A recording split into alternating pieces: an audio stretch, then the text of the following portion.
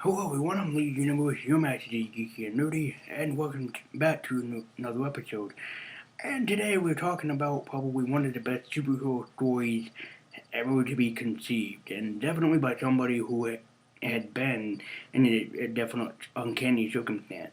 Tom Kane was a member um, of the military or the army. I think that he was in like Afghanistan or Desert Storm or something. He was an ex-military man, anyways. And he took his experience from the war, which is something that not a lot of people actually do, and he transformed it into a character. But he puts it in a character who is basically the most unhuman of characters and makes him human, if this makes sense to anybody. And that, of course, is The Vision by Tom Kane. This story has been turned into WandaVision, essentially. If you are a fan of WandaVision, I highly recommend that you check out Tom King's Division. It is a damn good comic book. In it, Division basically creates a set of androids who would basically become his family. He creates various different visions. He creates Vinny Vision, I think is his son's name.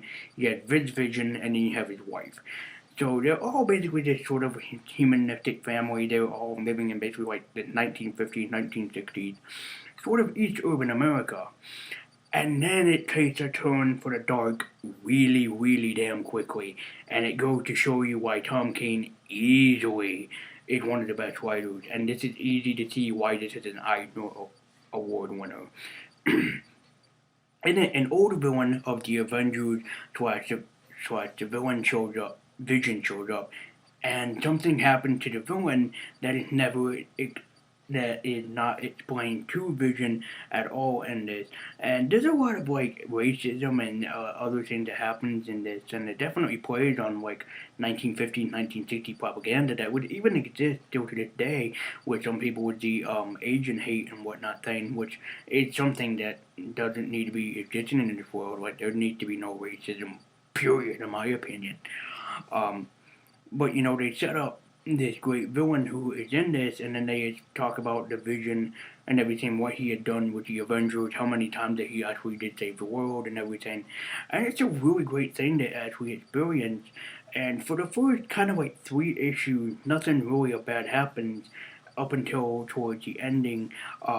In one where his son almost dies, I think it was, or his daughter actually officially almost dies, and he actually save them, and he risked everything to save them, and even ignoring Iron Man, who was trying to help him, trying to tell him, like Vision, it's okay, dude. And he's like, no, my family must live. My family comes first. God damn it, I must make them live. And it feels almost sort of like that Dr. Frankenstein type of deal, saying where Dr. Frankenstein was very ingenious to make his creation, come to life and everything. Like it must live, it must live. Definitely a great standpoint movie that you guys should see to kind of get what I'm talking about. The film called Victor Frankenstein, starring James McAvoy. Really standard performance in that, and also has Daniel Radcliffe as Igor in it, who did also a stellar performance as well. I'm not keen on Daniel Radcliffe, but in that movie he did a very stellar performance. I'm just saying. So in it, Vision is being visited by different people who he had met in the past and everything, a lot of old Avengers members and whatnot. And everything takes a turn for the worse for the family, where they're going through, the various things that they're going through. And even post-traumatic stress disorder ends up coming into play. And as a person who actually does experience post-traumatic stress disorder, it feels very real how Tom King actually explains it in a Vision way.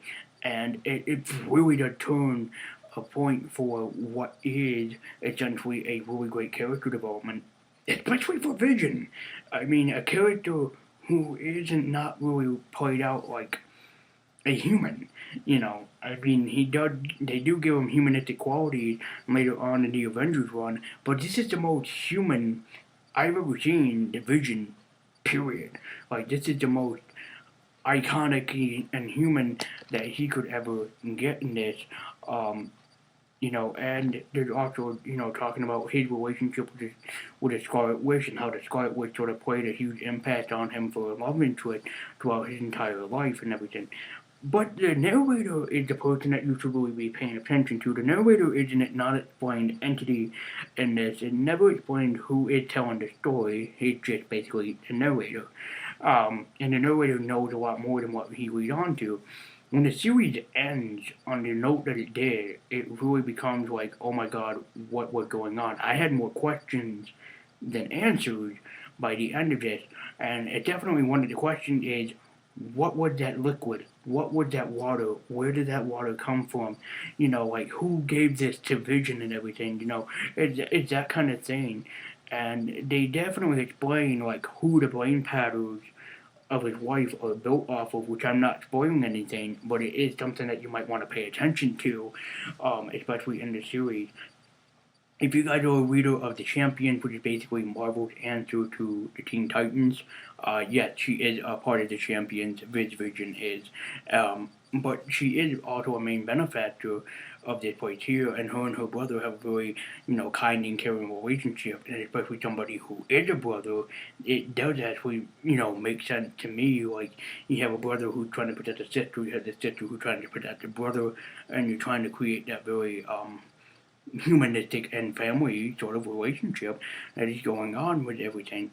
And as everybody knows, Division is driven off the brain patterns of Wonder Man, definitely. But who are these other people? Like, who is Division family basically based off of? Are they based off of people that had died that he had worked with? Are they people that he had been introduced to in his life? Everything sort of plays out to be a very different story, and everything takes a turn for the worse. Now, this is only just a 12-issue miniseries, I do have to say, but it turns out for a plan for the words, especially towards the end of this. Like, they really go into everything about what Vision had gone through and everything, and especially going back to the old ages, and that's something that Tom King did so greatly. He went back to the old ages of what happened in the comics and whatnot, and explained everything as best as he can. Uh, you know, I mean, everything just takes a turn for the worse toward the end of this. Like the final 3 or 2 issues really explains everything, like what had been happening and what is going on and everything. And the ending, just the goddamn ending, is what it's just putting on a high note somewhere, and Tom King is just in the background going, "They'll never figure it out. Not unless Marvel hires me back." He's just showing in the background somewhere on a chair, going, "Ah, yeah, life is good," so to speak, because the high note that this series ends on, and then the unanswered just happened. The series was cancelled. Why was this series cancelled, Marvel? It had so many questions rather than answers. Put Tom King back on this. Put him back on the book.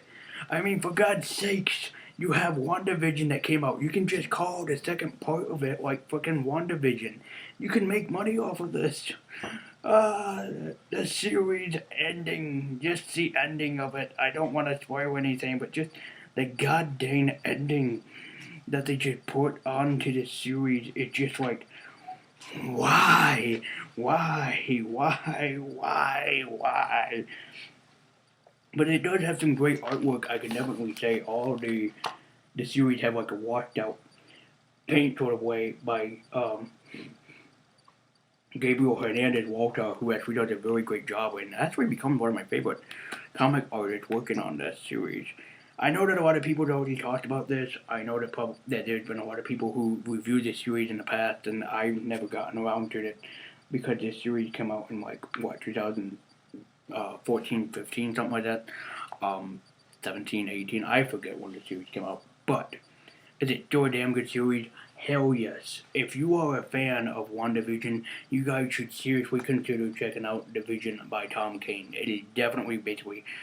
I told somebody through Twitter about it because he was very interested in WandaVision, and I said this is a contender to WandaVision because WandaVision is based off of a division like this. All I'm trying to say, Marvel, is that you need to get Tom King back on Vision. You need him back and putting his work into your life. I don't care how you do it. I don't care what you do. Get Tom Kane back on Vision. Right now. Now. Go. Go hire him. Go get him. I know that he's working for DC. And he's writing Batman, I think. Go get him. Go get him, strangle him in a chair, bring him back to your offices, and then force him to write more Vision. You cannot end it on just 12 issues. This deserves like freaking 40 to 30 issues at best.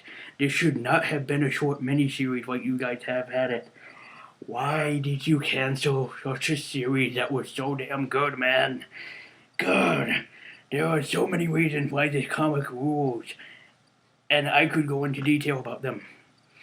I'm not going to, but this comic is really awesome. If you haven't read Tom King's Vision, I highly check it out. And I recommend the edition that I got, which is basically all 12 issues combined in one. You could get it volume 2, volume 1, volume 2, I'm sorry. But it probably is worth more of your money just to pay, like, I think it was $20 or something, a little over $20, and pay for the volume or the compendium alone. It's highly, highly worth it, in my opinion. So thank you guys so much for watching. I'm Lee Universe, your Master G Geeky and Nerdy, saying that I'll see you next time. And read Tom King's Vision. And Marvel hired Tom Kane back to write more Vision. That's all I'm saying.